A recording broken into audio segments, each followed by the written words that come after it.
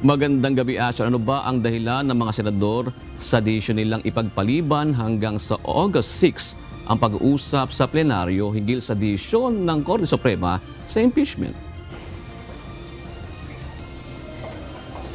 Nais ng mga senador na magkaroon ng sapat na panahon para pag-aralan. Ito ang desisyon na inilabas ng Korte Suprema kaugnay sa impeachment case ni Vice President Sara Duterte. Sa pagsisimula ng Senate plenary session ngayong araw, agad na nabuksan ang usapin kaugnay ng impeachment complaint. Inanunsyo ni Senate President Francis G. Escudero sa mga miyembro ng Senado ang natanggap ng institusyon na Supreme Court decision. To set on a date certain the disposition of the matter pertaining to the Supreme Court decision in relation to the impeachment complaint against Vice President Sara Zimmerman Duterte. For the record, it was agreed in caucus that the matter will be decided upon by the Senate on August 6, 2025 when we open session on that date in order to afford ample and sufficient time to the members to study the 97-page Supreme Court decision, excluding the concurring and separate opinions filed by 5 or 6 additional magistrates of the Supreme Court.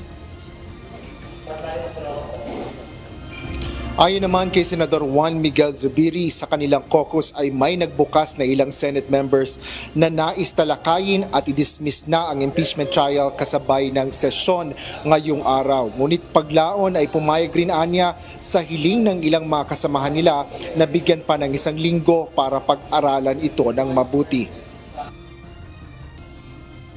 Marami kasi sa ating mga kasamahan, katulad ko na hindi po kami abogado, gusto po natin na pag-aralan na mabuti yung 90-plus page decision ng Supreme Court para magkaroon ng magandang debate dito sa plenaryo itong August 6. Pumayag naman yung iba na gustong talaga i-dismiss today. Hindi na rin naman inihayag pa ni Senador Migs kung sino ang may nais na agad na i-dismiss ang impeachment. Ngunit kinumpirma niya na galing ang suwestyon na August 6 kay Senador Vicente Tito Soto III at pumayag naman dito ang mayorya ng mga miyembro. Kinumpirma rin ito ni Senador Soto at iba pang suwestyon na na-erase sa caucus. Gaya na lang ng paghihintay muna sa posibleng paghahain ng Motion for Reconsideration o MR ng House sa Korte Suprema. Ako nagsuggest ng August 6 pero meron nagsasuggest na ngayon na. Pag-aaralan pa ng iba nagsasuggest na August 11 kung mag-file ng MR ng House. Sabi ko, let's meet halfway. Wednesday. Ibinahagi naman ni Senador Joel Villanueva ang emosyon sa pag-uusap sa pagitan ng mga senador sa isinagawa nilang caucus. Masaya kami kasi very intelligent discussion and may konting tawanan. Yung emotion kasi I don't know how you would define emotion, heated pero debates. Lahat naman passionate, but yung heated wala naman. Samantala, ayon naman sa House of Representatives, ipauubayan na nito sa Senado ang magiging aksyon sa impeachment case laban kay VP Sara kasunod ng desisyon ng Korte Suprema. Nasa Senado na po yan kung ano po yung gagawin nilang action or inaction. It's really up to them. Sila naman po yung nasa kanila na po ang articles of impeachment. Simula ng tinansmit ito ng Kamara.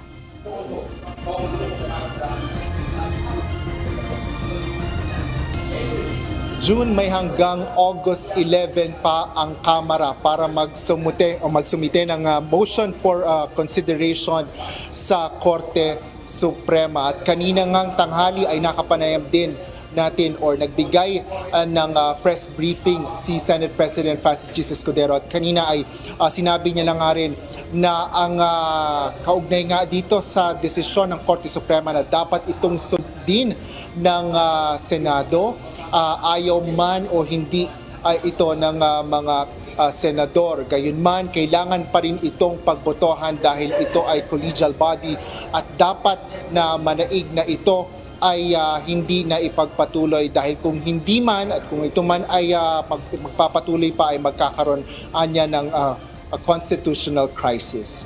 Yan ang latest dito sa Senado. Balik sa iyo, Jude. Maraming salamat, Asher Gadapan Jr.